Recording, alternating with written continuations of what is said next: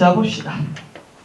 19번부터 21번까지가 있는데요. 그거는 생략을 하시고 22번부터 한번 봅시다.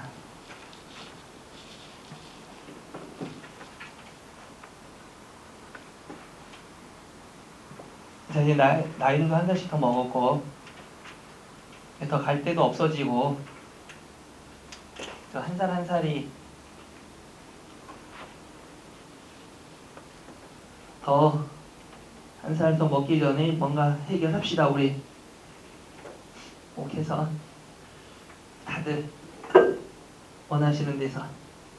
자, 22번 다음 보기 글로 보아 다음 밑줄친 깨달음의 내용으로 가장 적절한 것 그랬습니다.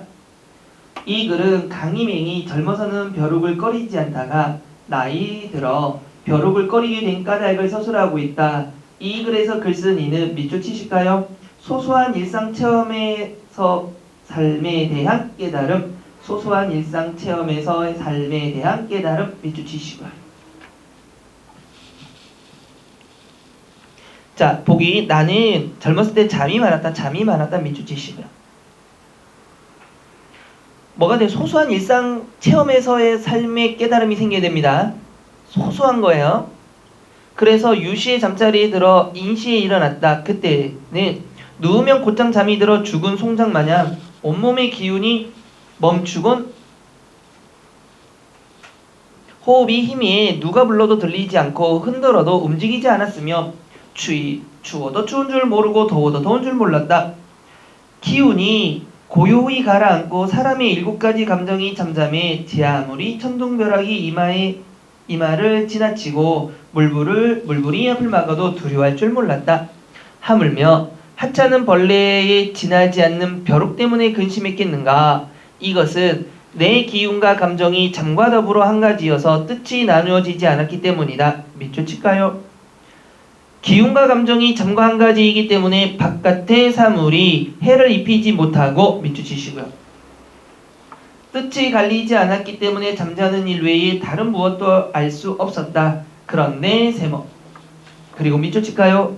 지금은 근심, 걱정 동그라미 치시고 지금은 근심, 걱정 동그라미. 가슴에 가득 차 정신이 제자리를 지키지 못하고 예전에 내게 해를 끼치지 않았던 일도 때때로 나를 덮쳐 해를 입히는 것이 너무도 심하다까지 밑줄 치시기 바랍니다. 그래서 마음이 한번 고통을 느끼면 마침내 원수처럼 여겨 온갖 수단을 동원해 방어하고 교묘하게 표현하려고 해도 벗어나지 못한다. 기운과 감정이 온전하지 않아 뜻이 이미 나눠져 있기 때문이다. 그렇기 때문에 온갖 사물이 나를 찾아와 해를 입히고 온갖 사물이 내 근심과 걱정이 된다. 온전히 잠에만 빠져도 바깥의 사물이 감히 내게 해를 입히지 못하는데 하물며 내 기운과 감정을 잘 다스리고 길러 닦는 데 있어서랴 그랬습니다. 그러면 깨달음의 내용은 뭡니까? 나의 의지에 따라 주변 환경을 바꿀 수 있다 아니고요. 편안한 잠은 기운과 감정을 길러 닦는 방편 아니죠. 3번 근심과 걱정은 나의 기운과 감정에 달려 있다라는 것. 정답은 3번입니다. 23번 어휘의 의미 관계가 기역 리을과 다른 겁니다. 아침에 볕에 시달려서 마당에 부스럭거리면서 그 소리에 잠을 깹니다. 하루라는 짐이 마당에 가득한 가운데 새빨간 잠자리가 병균처럼 활동합니다. 끄지 않고 잔 석유 등잔에 불이 그저 꺼진 채 소실된 밤의 흔적이 낡은 조끼 단추처럼 남아있습니다. 자기야 동그라미 치시고요. 방문할 수 있는 요비링입니다. 지난밤. 여러분 자기야가 뭡니까? 지난밤이죠. 그러니까 지난밤 이건 뭐죠? 동의어예요. 동의어. 만약에 이걸 모른다 하더라도 항상과 늘은 뭡니까? 동의어입니다. 미소와 웃음은요. 웃음 안에는 뭐가 있는 거죠? 미소가 있는 거죠. 실소, 미소 뭐 등등등 있는 거죠. 얘는 상하 관계가 되는 거고요. 간혹을 다른 말로 하면 이따금이 되는 거고 백부의 다른 말은 큰아버지가 되는 거죠. 그러니까 나머지는 동의어 관계고 미소와 웃음은 상하 관계입니다. 24번 허균이 궁극적으로 말하고자 하는 바는 이랬습니다. 옛날에 어진 인제는 동그라미 치고요. 보잘것없는 집안에서 많이 나왔었다. 밑줄. 보잘것없는 집안에서 많이 나왔었다. 그때도 우리나라와 같은 법을 썼다면 범중엄 이 재상에 이룬 공업이 없을 것이요 진관과 관양기는 곧 신하라는 이름을 얻지 못하였을 것이며 사마양저 위청과 같은 장수와 왕부의 문장도 끝내 세상에서 쓰이지 못했을 것이다. 밑줄 칩시다. 하늘이 내는데 사람을 버리는 것 밑줄. 그럼 뭐 하는 겁니까? 하늘은 사람에게 뭘 줬는데 능력을 줬는데 뭐 하는 겁니까? 버렸다라는 것은 어느 나라가? 우리나라가. 왜요? 위에 보면은 우리나라의 지금의 법 신분 차별과 같은 법이죠. 그거 했다면 하늘을 거스르는 것이다. 하늘을 거스르고도 하늘의 나라를 길이 유지하게 해달라고 비는 것은 있을 수 없는 것이다. 그러니까 뭐 해야 된다는 얘기입니까? 인재는 하늘에서 만들어준 것이니 무엇 해야 된다? 가난하든 뭐하든 간에 뭐 해야 된다? 써야 된다라는 거죠. 정답 몇 번이 되죠? 3번이 되는 겁니다. 여러분 25번, 26번 한번 풀어봅시다. 25번, 26번.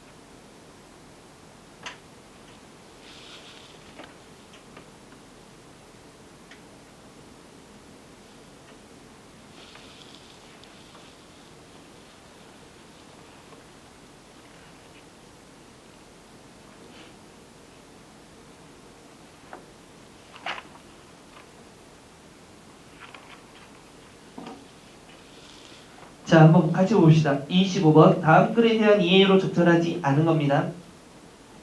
실수와 만수라고 뭐 이거 영화로도 나온 적이 있고, 그쵸? 이거 혹시 본 적이 있어요? 박중훈하고 안성기가 나왔다.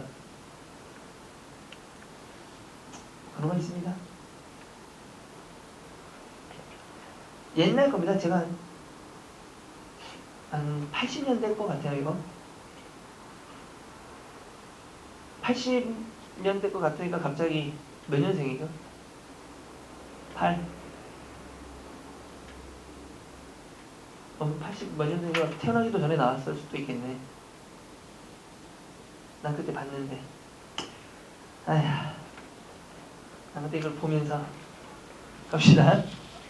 자, 그렇다고 껌값 모아 재벌 되냐 할 때 껌값 동그라미 칠까요? 껌값 모아 재벌이니까 껌값은 뭐를 비유한 겁니까? 푼돈 모아서 재벌 되겠냐 이런 말이죠. 가로칩시다. 그래 매달 5만원씩 적금 넣고 몇만원씩 갯돈 붓고 아침 점심 저녁 라면 먹고 숙직실에 뭉개면 너 환갑 때쯤 몇천을 모을 수가 있을 줄 알지? 까지 가로치시고요.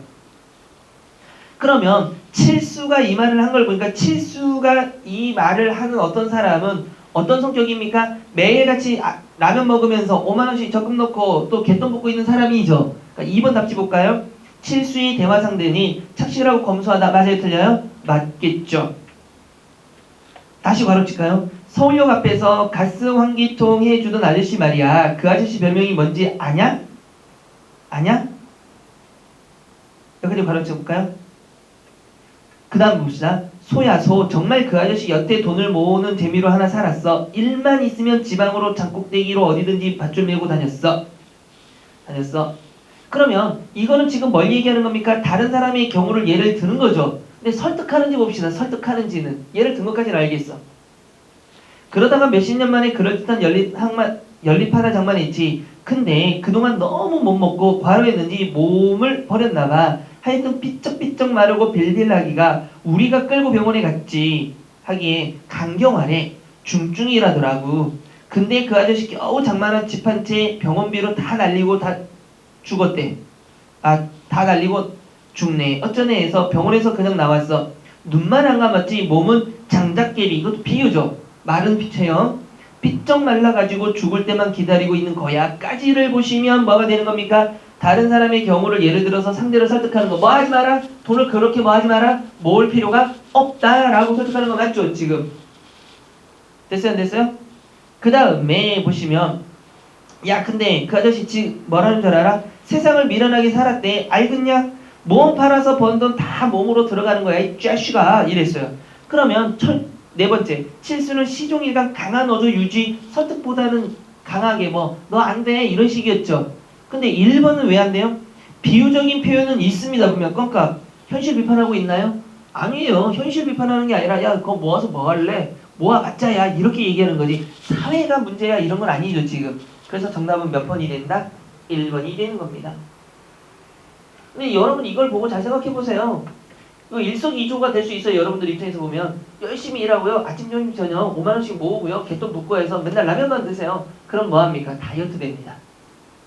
성장계획. 여러분들이 원하는 몸매잖아요. 성장계획 같은 다이어트 몸매. 그 다음에 돈도 모으고. 단 하나의 단점은 일찍 간다. 일석이조인데 뭐 두 개를 얻고 하나를 내줄 수 있다면 괜찮지 않아요? 근데 하나가 너무 큰가? 자, 26번. 다음 대화에서 화자의 말하는 자세에 대한 설명으로 옳지 않은 것 그랬습니다. 이도가 누구죠, 여러분들? 누구? 에? 누구? 왜 좀 자신이 없어져? 아니 한국 사잖아. 이도가 누구야? 이도. 그래 그렇게 얘기하면 되지. 왜 점점 그 옛날 임금들 아마 그건 많이 들었을 거예요. 옛날 임금들 이름은 오직 외자만 쓸 수 있습니다. 임금이 아니라 군이 되는 사람들은. 근데 이 이름 중에는 한자가 다른 사람들이 쓰지 않는 독특한 한자만 써야 되는 거죠. 근데 어려웠을 것 같아 이거 찾기도. 정조는 뭐였습니까? 정조도 드라마에서 하도 많이 나오니까. 산. 이산 하면서 드라마 많이 나왔죠. 누구죠? 김서진? 박서진? 이서진? 걔가 나왔던 거. 그래서 사나 막 이렇게 많이 부르죠. 자, 어쨌든 이도는 뿌리 깊은 나무 나올 때 많이 나왔었죠. 누가? 한석규가 나왔을 때 한석규가 이도 이렇게 부르지 않고 누가 걔 무슨 모임의 수상이 걔 이름 뭐였지? 갑자기 생각이 안 나는데. 이래서 죽으면 늙어야 된다니까. 뭐였죠 그거?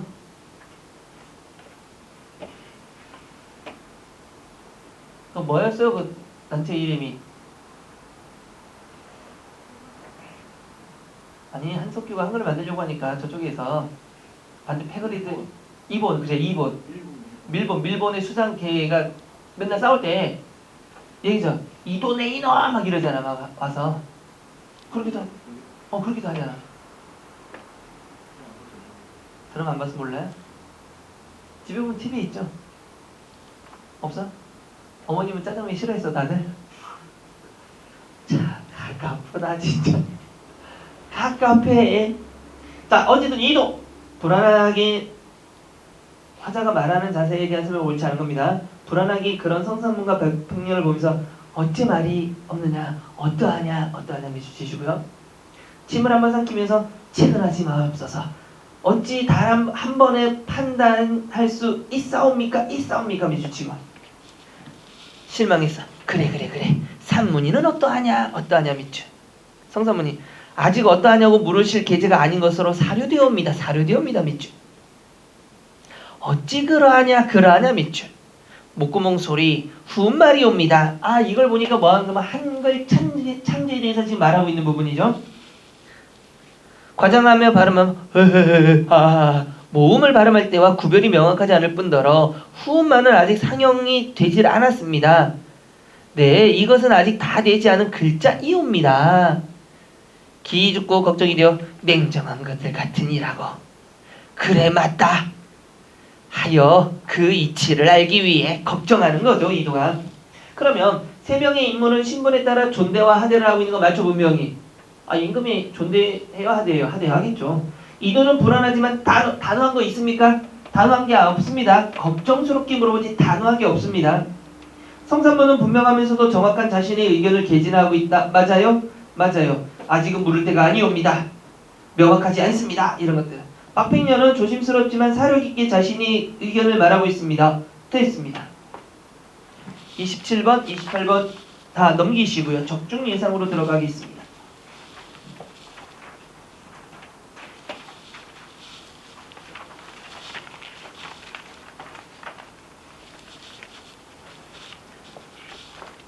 자, 1번. 여러분들 이거 안 풀어봐서 풀어보셔야 되는데, 다음 중 기업을 형성하는 것으로 보기 어려운 것 그랬습니다. 자마고도란 것이 그렇다 밑줄 치시고요. 그건 그냥 길일 뿐이다. 실크로드보다 더 복잡한 무역로이고 세상에서 가장 높고 오래된 문명 통로이며 가혹한 말의 길이자 향긋한 차의 길이라는 표현들은 역사와 관념이 만들어낸 것이다. 길 위에서는 그것을 증명할 만한 것들이 너무나 희박하고 건조하며 미약할 따름이다. 사실 나에게 구체적으로 다가온 것들은 티베트의 황토빛 풍경과 먼지 날리는 길과 눈이 시리게 푸른 하늘과 고원의 설산과 계곡의 마을과 사원을 향해 멀어져 걸어가는 희미한 사람들이다. 참하고도와 상관없이 그것들은 눈부시게 아름답고 벅차게 눈물겨웠다. 티베트는 내게 관념이지만 티베트의 풍경은 현실이었다. 내 앞의 구름은 깃발처럼 펄럭였고 바람은 급박하게 회오리 쳤다. 산은 산대로 출렁거렸으며 물은 물대로 가랑이 쳤다. 그것만으로는 내게는 충분하고 과분했다. 길에서 딱히 말고삐를 당기며 가는 마방을 만나거나 소금짐을 실은 당나귀를 만나지 않더라도 허름한 식당에서 따라주는 맑은 차 한 잔이면 가뿐했다. 밑줄 칠까요? 티베트가 내게 보여준 것들 밑줄 치시고, 우리가 다시 밑줄 칩시다. 잃어버렸거나 망가뜨린 오래된 풍경과 정서와 가치의 삶의 방식들이었다. 밑줄 치시고요. 그럼 이건 뭘까요? 잃어버리거나 망가뜨리거나 오래된 풍경과 정서와 가치와 삶의 방식이 뭘까요? 문명입니다. 오염되고 변질된 개발국의 모습이 아닌 이 개발된 것이 뭡니까? 잃어버리거나 망가뜨린 것들이죠. 미개발된 천연의 순수한 지구의 모습, 이게 어디입니까? 티벳입니다. 단추 하나만 누르면 모든 것이 해결되는 세상, 이게 뭡니까? 문명 세계. 그들은 동경하지 않은 듯보이다. 그들이 누굽니까? 티벳 사람들입니다. 자, 기업을 형성한 것으로 보기 어려운 겁니다. 아침 저녁으로 색강이 자욱히 안개가 낀다. 그럼 결국 문명을 찾아라 찾지 말아라 이거죠. 문명으로 보기 어려운 것은 뭐냐 이거예요. 안개는 금의 명물이다. 여기까지 문명 없어요. 누구나 조금씩 안개의 주식을 갖고 있다. 여공들 동그라미 치시고요. 얼굴은 희고 아름다우며 아이들은 무럭무럭 자라 모두들 공장으로 간다. 공장으로 간다. 이게 뭡니까? 문명화된 거죠. 분명히. 2번 폐차장 밑줄 치시고요. 여기저기 풀 죽은 쇠들 녹슬어 있고 밑줄 치시고요. 마른 풀들 그것들 묻을 듯이 덮여 있었다. 몇 그루 잎 떨군 나무들 날카로운 가지로 하늘을 핥히다. 녹슨 쇠 밑줄 치시고요. 다 부르르 떤다. 눈빛 속 녹물들은 흘러내린다. 그럼 폐차장은 뭐의 상징입니까? 산업화의 상징이죠. 문명의 상징이죠. 왜? 거기에다가 쇠는 문명을 상징하는 거니까 그것들이 낡아서 오는 곳이니까요. 3번 밤새도록 닦아도 닦이지 않는 창문, 두드려도 열리지 않는 창문, 두드리면 두드릴수록 두꺼워지는 큰 고래잠. 나는 늘 창문을 닦으며 삽니다. 저녁엔 해가 뜨고 아침엔 해가 지는 곳, 그 높은 곳에서 나는 당신의 창문을 닦으며 삽니다. 정답은 3번입니다. 근데 사실은 이 시를 전체로 보면 이 창문은 빌딩의 창문입니다. 높은 곳에서 빌딩을 청소하는 사람이 쓴 건데 여기까지만 잘라버리면 알 수가 없다라는 겁니다. 4번 성복동 메마른 골짜기에 조용히 앉아 콩알 하나 찍어 먹을 널따란 마당은커녕 가는 데마다 채석장 토성 밑줄 치시고요. 이게 뭡니까? 도시화되고 있는 모습이죠.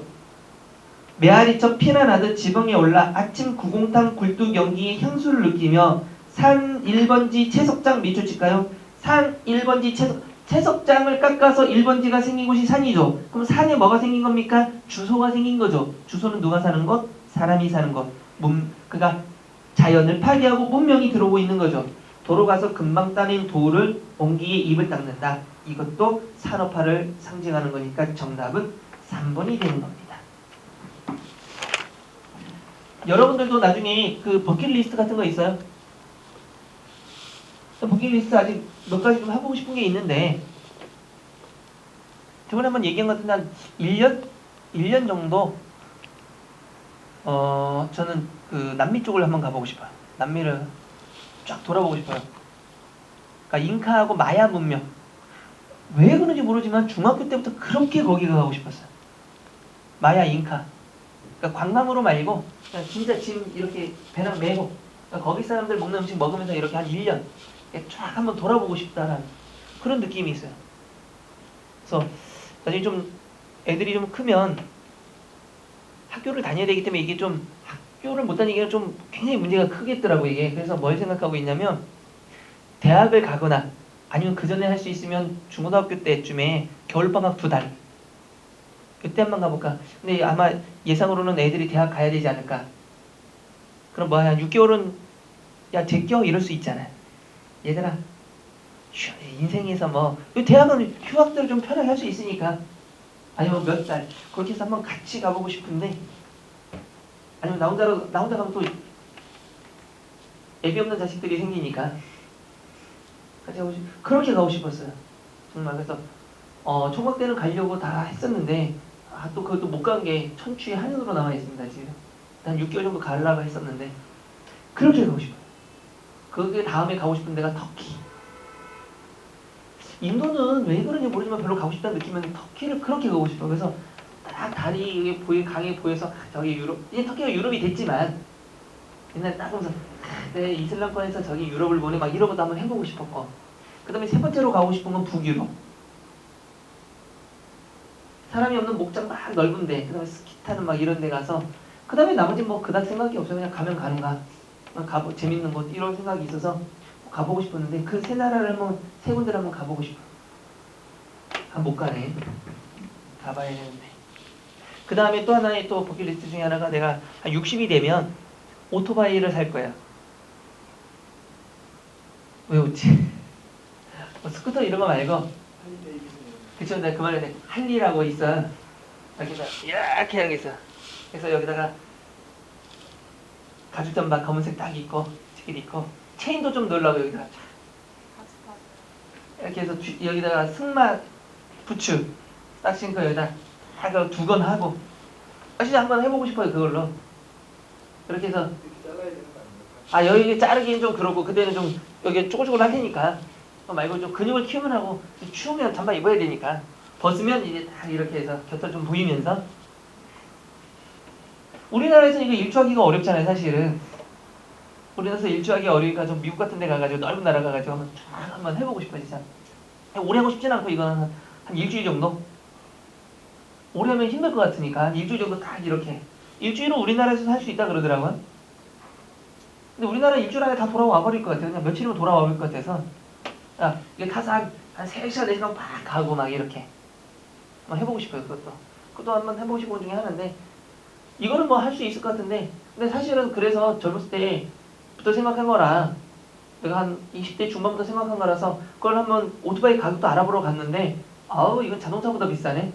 이놈의 오토바이가 무슨 자동차보다 더 비싸? 뭐 비싼 건 억대니까. 그리고 한번 타봤단 말이에요. 엄청나게 무겁습니다. 이거 생각보다 엄청나게 무거워요. 그래서 그게 제한이 있더라고 보니까 몸무게 이런 것도 제한을 두더라고. 너무 가벼우면 이게 자기가 지탱을 못해. 서 있을 때 키도 제한이 있습니다. 안장에서 이렇게 앉아야 되는데 그때는 옛날에서 다 대체적으로 커가지고 안 내려면 안 되잖아.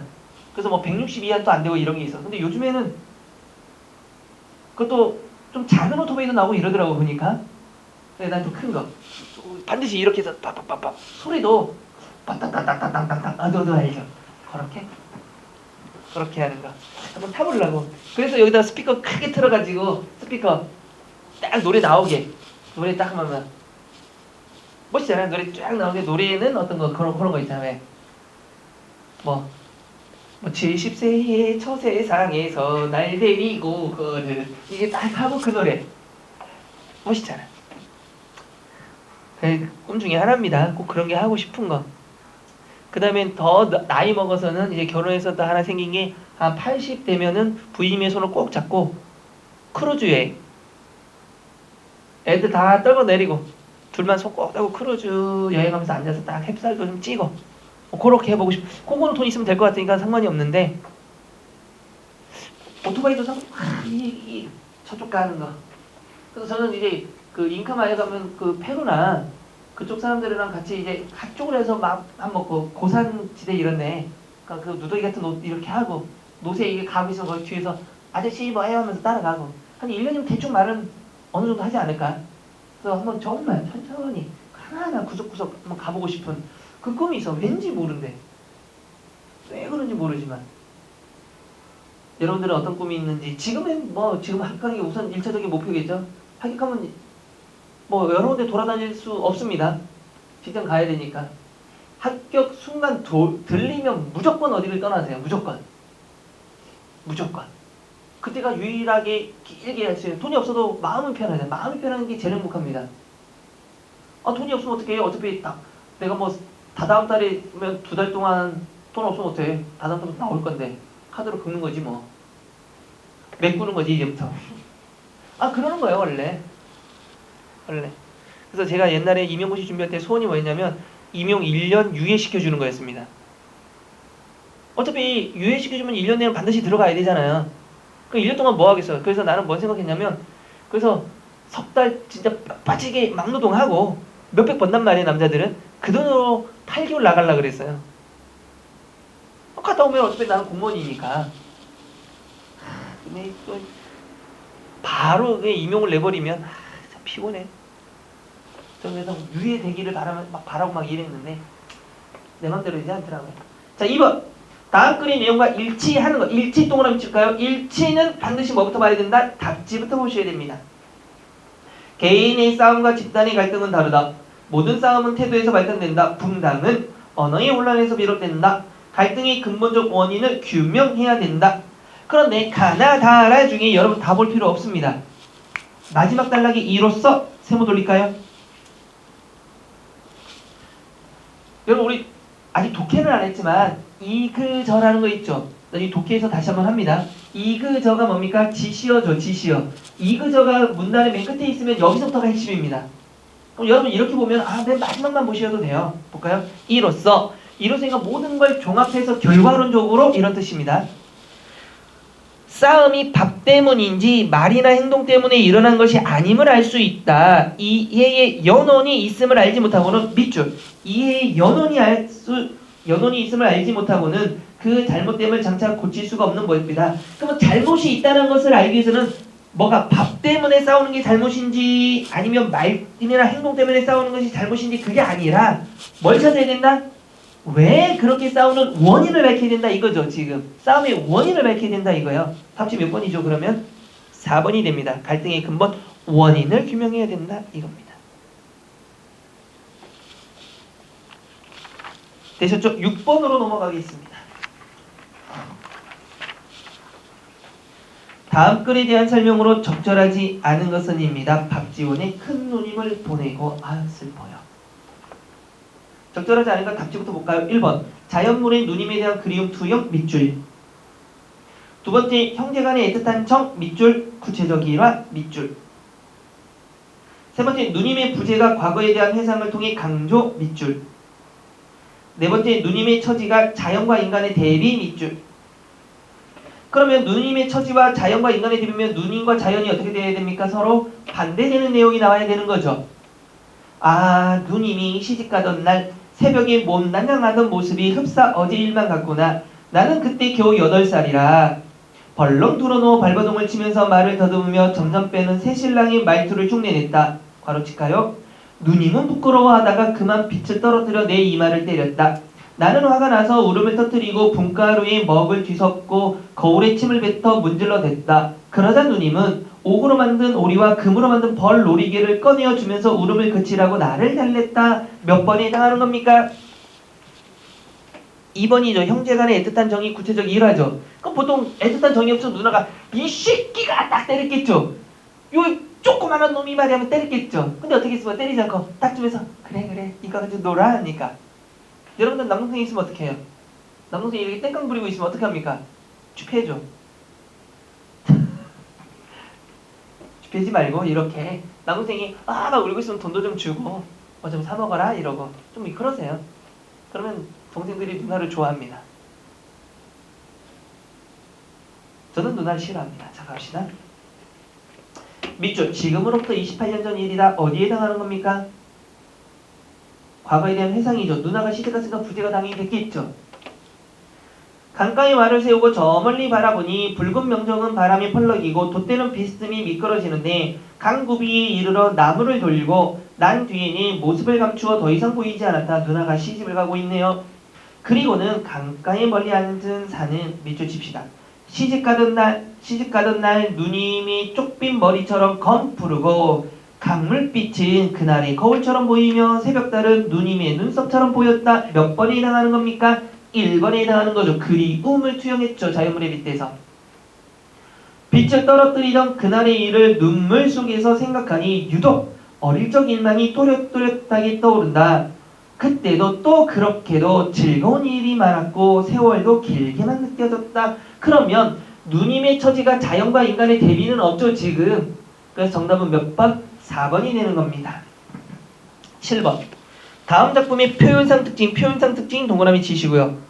표현상 특징은 내용을 보기 전에 뭘 먼저 봐야 됩니까? 껍데기, 즉 형식적인 걸 물어보기 때문에 답지를 보고 나서 내용을 읽어가면서 지우셔야 돼요. 적절하지 않은 겁니다. 1번 담담하게 서술 밑줄. 2번 색채대조 밑줄. 3번 어려운 한자어 의고체 밑줄. 4번 경어체 편집글 형식 밑줄. 그러면 눈으로 바로 볼 수 있는 게 있죠. 경어체 있습니까? 있습니까? 것입니다. 바로 보이죠. 됐죠? 그 다음에 어려운 한자 눈에 보여요? 묵훈, 성게, 암양 딱 보이죠? 의고체가 뭡니까 여러분들? 의고체 옛날스러운 말투입니다. 옛날스러운 말투 보여요 안 보여? 신뢰의 말씀이요나 막 이런 것들. 비었더군요 이런 것들. 그러면 정답은 1번 아니면 2번입니다. 여러분 색채 대조니까 색채 대비란 말과 똑같은 거죠. 검정색에 대비되는 색깔은 뭡니까? 아니라니까. 흰색 아니라니까요. 검정색에 대비되는 색깔은 그렇죠. 검정을 제외한 모든 색은 색채 대조입니다. 그럼 검정과 회색은 색채 대비 맞아요? 틀려요? 검정과 회색은 맞아요. 자 그러면 선명한 색채 대비했을 때 검정색과 회색, 검정색과 흰색 어느 게 선명한 색채 대비입니까? 아닙니다. 회색이 무슨 색이라고 나와 있잖아요. 그럼 둘 다 선명한 색채 대비입니다. 근데 착각을 많이 하는 거예요 문학에서. 이해됐어요? 자 그럼 갑시다.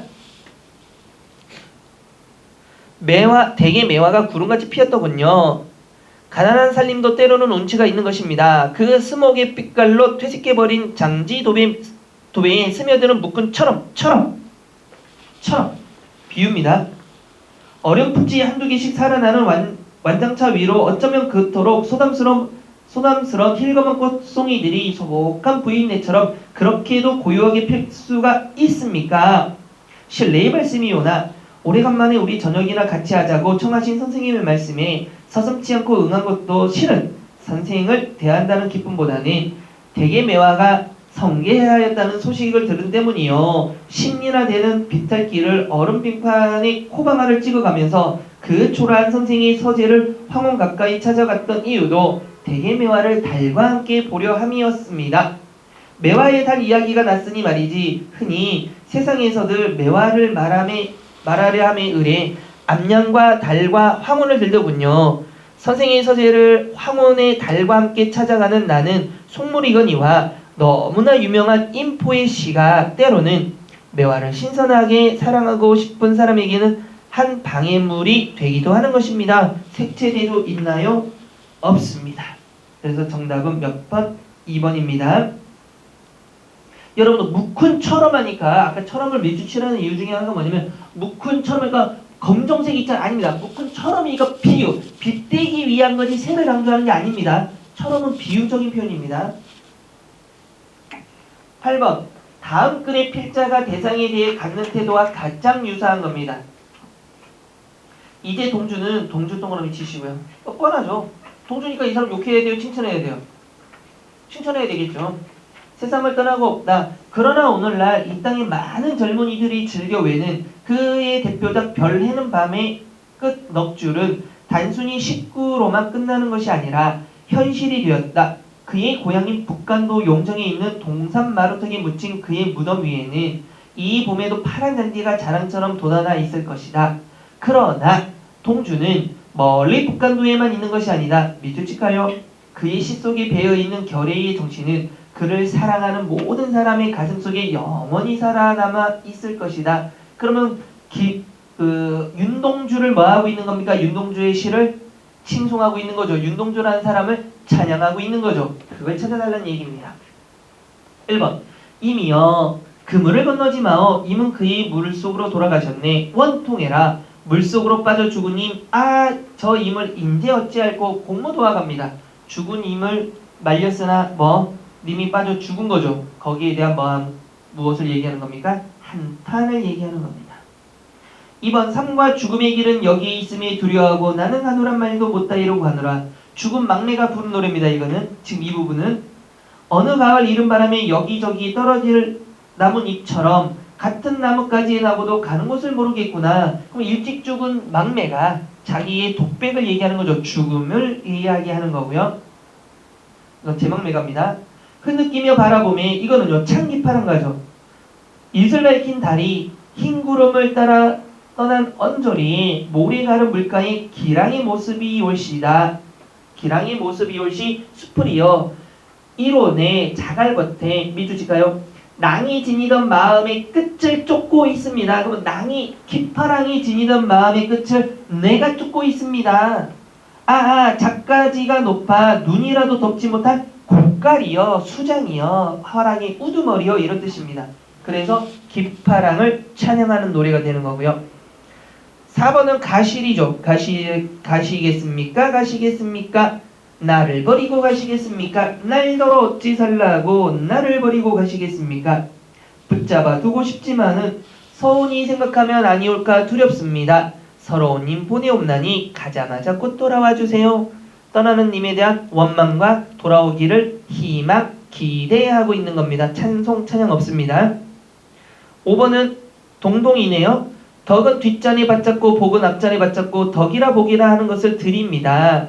정월의 냇물은 얼었던 것이 녹는데 세상 가운데에 나온 몸은 혼자 지내고 있구나. 자연과의 비교를 통해서 외로운 마음을 강조하고 있습니다. 그래서 정답은 3번이 되는 거고요. 9번 다음 글의 기억에 함축된 인물의 심리 정황 밑줄치시고 바르게 파악한 것은 태자의 몸으로 마의 밑줄치시고 마의를 걸치고 그래서 마이태자죠. 스스로 험산에 들어온 것은 천년사직을 망쳐버린 비통을 한 몸에 짊어지려는 고행이었으리라. 의리라 동그라미 치시고요. 쓰리라 이게 강조가 아니라면 문어체입니다. 예스로 문체입니다. 울며 소매끼 부여잡은 낭랑공주의 섬섬옥수를 뿌리치고 돌아서 입산할 때에 대장부의 흉리가 어떠했을까? 흥망이 제천이라 천원을 슬퍼한들 못하련만 사람에게는 스스로 신의가 있으니 태자가 고행으로 창명에게 베푸신 도타운 자애가 천년 후에 따스다.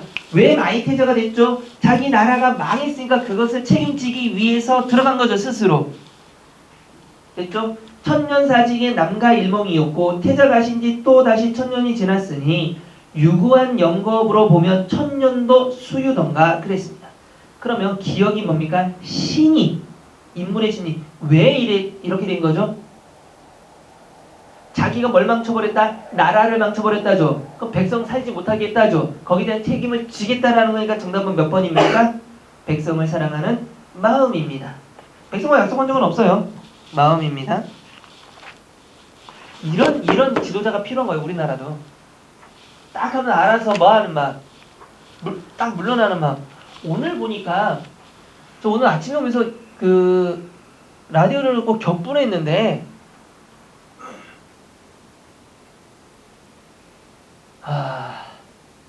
진짜 이렇게 얘기하면 또 이제 또 특정 지역에서는 욕할지 모르지만 할 말은 좀 해야 되겠어.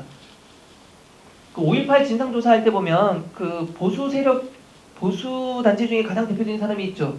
몇십 년 동안 맨날 요즘 뉴스에 많이 나오죠. 누구? 박지만. 맨날 뭐 5.18은 빨갱이들이 했다. 공산당이 했다. 그래서 뭐 한나라당에서 그 사람을 5.18 진상규명위원회로 넣을 거냐 말 거냐 말들이 많잖아요 지금. 뭐 나경원 대표가 막 안 하니까 그 집 앞에 가지고 막 하고 뭐 미친년 막 욕하고 막 이런 사람. 근데 우리가 이성적으로 판단할 때 이미 거의 역사적으로 거의 밝혀졌잖아요. 5.18이 공산당들이 빨갱이들이 와가지고 일으킨 폭동이 아니잖아요 사실상. 그건 이제 다 알지 않나요? 물론 엄밀히 다 따져보면은 뭐 간첩이 없겠어요 대한민국에. 대한민국 간첩이 없다는 것도 웃기잖아요 사실은. 북한에도 간첩이 있는데 거기 간첩이 일종 동조한 건 있지만 사실상 동조해서 그걸 일으키고 이게 아니잖아요 지금. 민중봉기에 가까운 거잖아요 사실상. 근데 뭐 그거 아니라고 하는데 오늘 또 뭐 그 김진태 춘천 국회의원 와가지고 뭐 말도 안 되는 소리 자기는 빨갱이들이 한 건 맞다. 이거 뭐 그 사람이 맞다. 전문가다. 아니 뭐 5.18이 뭐 어쩌고저쩌고 뭐 그게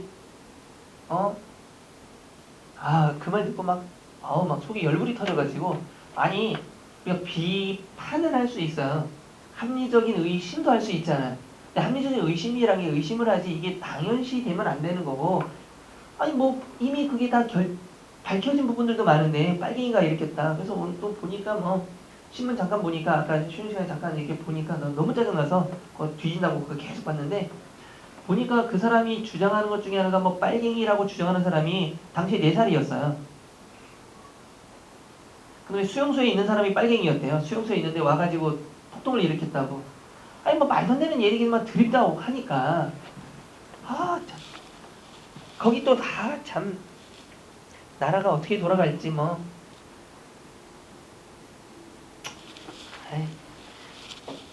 춘천분들 뭐 잘 알아서 아무튼 이성적 판단으로 해서 국회의원도 뽑아주시고 그쵸? 판단 좀 합시다. 11번 다음 작품에서 어머니의 보조관념으로 쓰인 단어가 아닌 겁니다. 자 생각만이라도 해보십시오. 만일에 어머니라고 하는 이 아름답고 친절한 종족이 없었다면 대체 이 세상은 어떻게나 되어갈까요? 이 괴로운 세상을 찬란하게까지 장식하고 있는 모든 감정, 가령 말하자면 저 망아적, 애적, 망아적이 뭘까요 여러분들? 잊을망, 아짜니까 나를 잊어버린 애적. 그러니까 당신을 잃어버린 애정입니다. 저 심각한 자비, 저 최대의 동정, 끝이 없는 긴밀한 연민, 저 절대적 관념, 이 모든 것은 이곳에 사라져버리고 말 테지요. 어머니가 생존하여 계시는 동안 우리는 고요히 웃는 마음의 고향을 가지는 것입니다. 우리는 결코 외로울 수 없으며 우리는 결코 어두움 속에 살 수가 없습니다. 참으로 어머니는 저 하늘에 빛나는 맑은 별과 같이 순수합니다. 그럼 고향과 별은 어머니 맞습니다. 그것이 무엇이 이상할 수 있겠습니까? 아무것도 이상할 것이 없습니다. 왜 그러냐면 우리는 어머니의 피로부터, 피도 어머니죠. 어머니의 정신으로부터, 어머니의 아니죠. 피는 어머니가 아니고 어머니의 피로부터. 그럼 어머니가 뭡니까? 자 보세요. 보조관념으로 쓰인다는 거 아닙니다. 어머니의 피할 때 피는 뭡니까? 이거는 어머니 보조관념, 진짜 엄마에게서 나오는 피예요. 혈을 상징하는 거죠. 피로부터, 어머니의 정신으로부터, 어머니의 진통으로부터 나온 까닭입니다. 어머니는 우리의 뿌리가 누구죠? 뿌리 이꼴 어머니가 되는 거죠. 어머니는 인간의 참된 조국인 것입니다. 그래서 정답은 3번이 되는 겁니다. 정말 대단하신 분들입니다, 어머니. 저도 어머니가 있지만 대단하십니다. 가끔은 놀랍습니다. 괴력도 발휘합니다. 어느 날 집에 학교 갔다 돌아오면 장롱이 바뀌어 있습니다. 누가 있을까요? 혼자셨습니다. 무거운 걸 들지도 못하는데 집안과 관련되고 자식과 관련되고 가족과 관련된 일하면 뭐든지 바꿔놓습니다. 혹시 그런 거 본 적 없어요? 어머니가 집에서 막 장롱 옮겨놓고 막 이런 거 본 적 없어요? 수건? 수건하고 밀어요? 수건으로 밀어? 아, 수건 바닥으로 밀면 다 밀려요? 받칠 때까지 어떻게 들어? 받칠 때까지 어떻게 들어? 괴력입니다. 근데 평상시에 열면은 아우 힘들어 좀 열어줘 이러잖아. 대박입니다. 가끔 보시면 그렇게 힘이 없다 그러는데 보시면 뭐합니까? 어머니들은 지금이야 애를 많이 안 하지만 우리 때는 애가 좀 있었잖아요. 업고 안고 옆에 하나 하고 한 손에는 장바구니 들고 그 30분 1시간을 돌아다니시잖아요. 그 무거우면 아이고 또 바꿔서 그치 않아요? 대단하신 분들이에요. 진짜 어머니는 존경스럽습니다. 아버지 빼고요. 어머니 존경스럽습니다. 아버지 빼고요. 대놓고 얘기해 직설적으로 아버지 제외, 어머니 존경. 가만히 보면 아버지는 뭐 입으로만 모든 일을 하시죠. 그 대충 빨리 해봐. 대충 어떻게 빨리 해? 간단하게 차려? 그리고 김치 주면 욕하죠.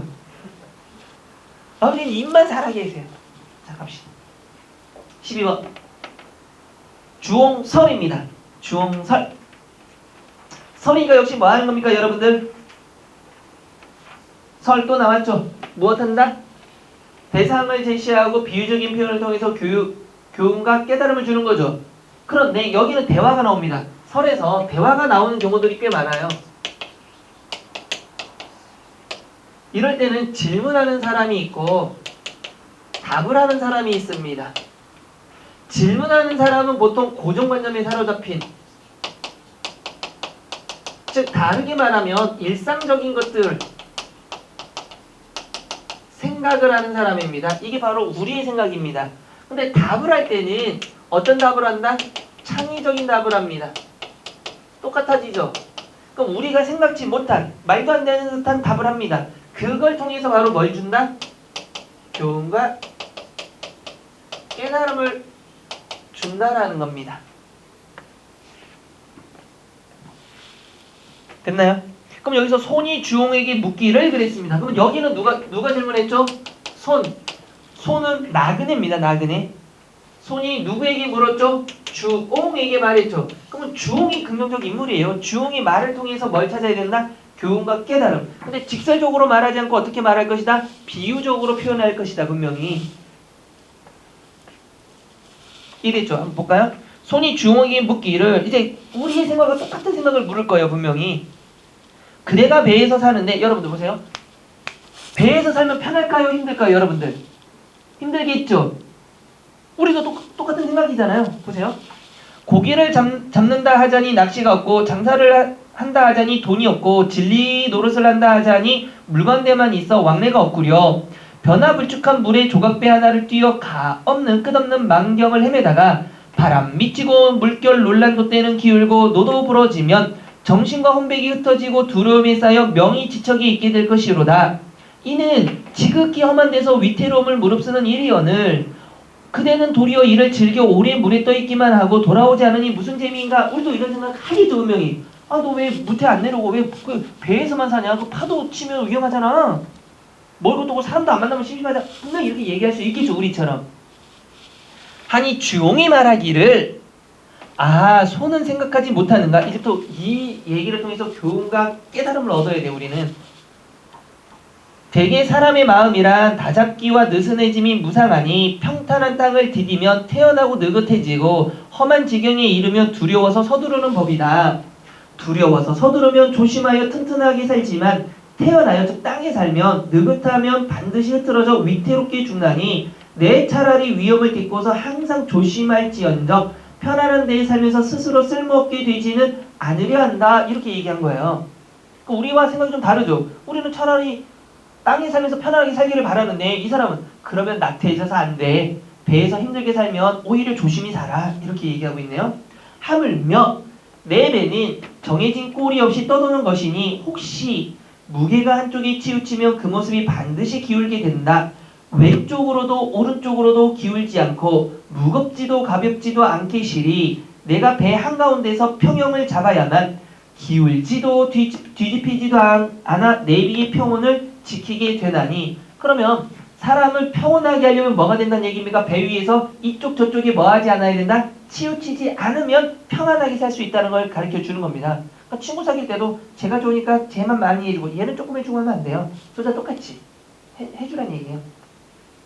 내가 배에서 사는 것으로 사람 한 세상 사는 것을 보건대 안전할 때는 후한을 생각하지 못하고 욕심을 부리느라 나중을 돌보지 못하다가 마침내 빠지고 뒤집혀 죽는 자가 많다. 소는 어찌 이로써 두려움을 삼지 않고 도리어 나를 위태하다 하는가 그랬습니다.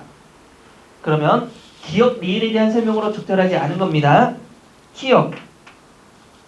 평지가 아닌 물에 사는 위험성을 지적하며 상대의 행동에 의문을 제기하고 있다. 맞아요? 틀려요? 맞죠? 왜 평지 안 살고 배에 살아요? 라고 질문했으니까. 맞습니다. 니은. 사람이란 환경과 처지에 따라 그 마음이 영향을 받게 된다고 역설한다. 맞아요? 틀려요? 맞죠? 왜 맞아요? 평지에 있으면 뭐해서? 평지에 있으면 어떻게 돼서? 편안해져서 느긋해지고 부지런하지 못하는 거죠. 배에 있으면 위험하니까 뭐 하는 겁니까? 항상 뭐 하는 겁니까? 조심한다 그거죠. 그러니까 상황에 따라서 뭐 하는 겁니까? 상황과 처지에 따라서 마음가짐이 영향을 받는다. 맞아요? 틀려요? 맞아요. 디귿.